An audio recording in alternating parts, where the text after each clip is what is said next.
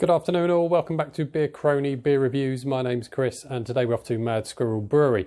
So yesterday I did a bit of an unboxing video of a load of beers that I collected from the Mad Squirrel Brewery, and I said I'd work my way through them. So we're kicking off today with one of the beers out of that box, and this one is the Mad Squirrel Mr Squirrel. It's their premium bitter, coming in at 4% ABV. On the back of the can it says it's an old school bitter for the 21st century. That I love the sound of. Nothing like a good proper old school bitter. And you know, we're so lucky that we've got so many different beers in the UK now, so many different IPAs, New England IPAs, West Coast, etc, etc. But I do like a good traditional bitter. The other day or last week I reviewed John Smith's bitter, which was utter dire crap. And a lot of the real big named bitters have all been ruined by big breweries, haven't they? So let's hope that we can get back to a good traditional English type style bitter. So I read the rest of the back of what it says. It does sound quite nice. So it does say an old school bitter for the 21st century. Mr Squirrel is a classy liquid. It is a balanced and respectable brew with vintage notes of toffee, vanilla and nuts. A beer like there used to be.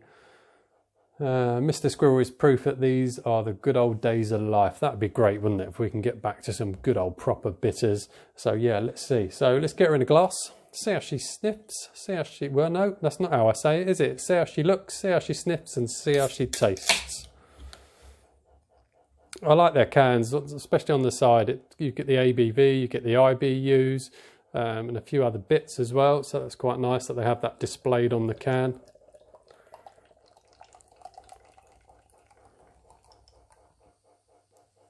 And in she goes. Looking very nice. Looking good. Looking very good. There she is in the glass.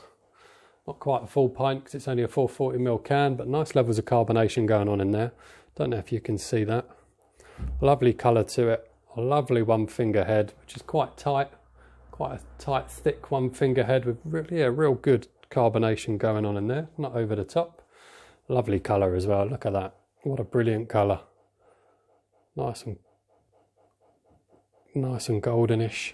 Lovely colour. Great looking. Just looks like a proper bitter, doesn't it?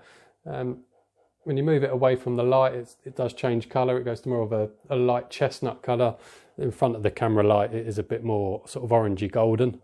But yeah, away from that, it does look like a nice light chestnut coloured bitter. So yeah, the head is starting to disappear. So yeah, let's see how she sniffs. Let's see how she sniffs. Nearly said cheers, everybody. I nearly dived in then.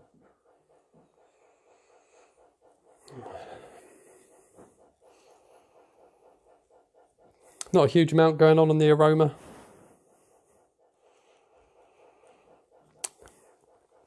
Yeah, I was hoping for a bit more on the aroma. It's lacking a little bit on the aroma front. Malty. Yeah, it's not doing much for me on the aroma. It's got a malty sort of aroma to it. So let's see how she tastes. Cheers, everybody.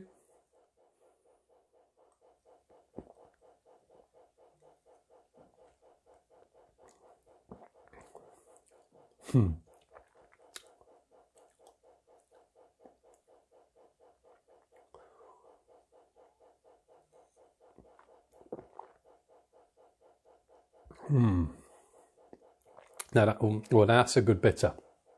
That is very nice. Getting a bit of, not what it says on the can, but I'm getting a bit of citrusy notes in there.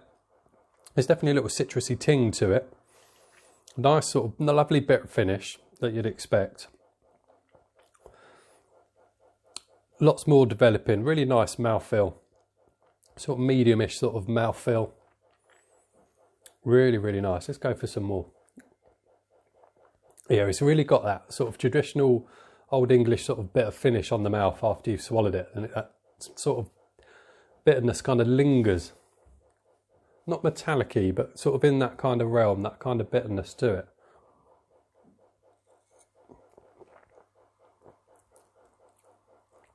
Oh yeah, that's nice. That's really nice.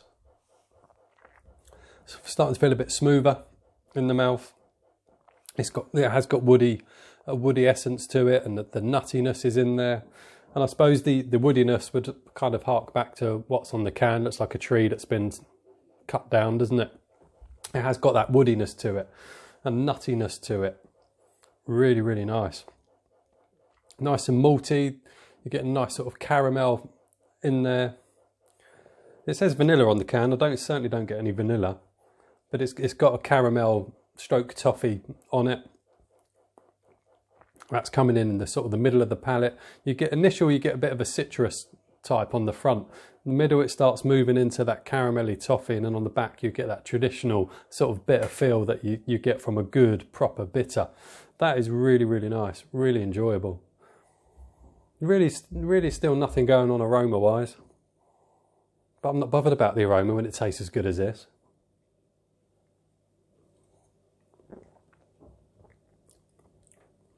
Yeah, that is a good sessionable bitter. That is a good Sunday afternoon bitter, that is. Or a good Sunday afternoon bitter with a big roast dinner at, say, sort of 2-3 o'clock in the afternoon. Nice, juicy roast chicken and all the trimmings and Yorkshire puddings and everything else. Washing it all down with a really, really good bitter. Lovely mouthfeel.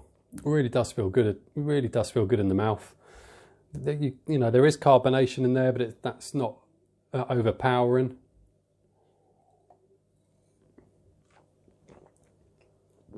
Well, that's good. That's a proper sessionable beer, that is. I could sink a few of those quite happily. I would definitely be going back to Mad Squirrel to get some more of those. That's just an all-day drinking beer. Christmas Day beer. Get up in the morning, have some breakfast and have a beer to kick the day off, and that would be the one to have. Really good all-day sessionable beer. Like I say, woody notes, nice sort of smoky woody almost. You definitely get the nuttiness of it with the caramel and the toffee elements to it. It's malty with a little bit of citrus on the front, which I wasn't expecting.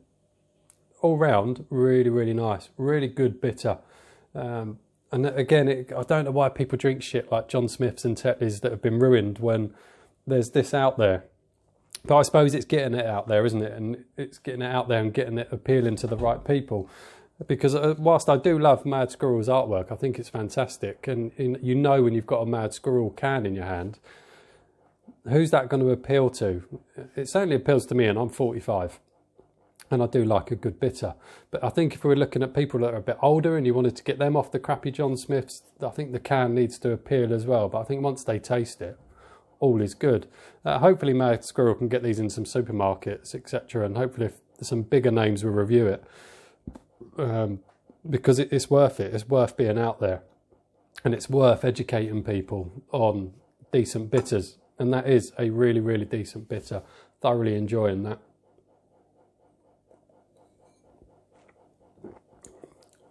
Well, yeah, that's good.